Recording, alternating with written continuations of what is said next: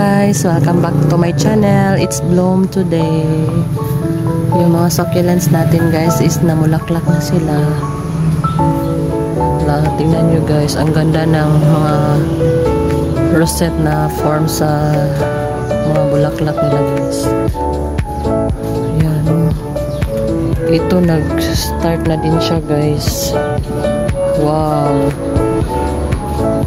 Ang dami nila guys, namulaklak sila. Dito din oh guys.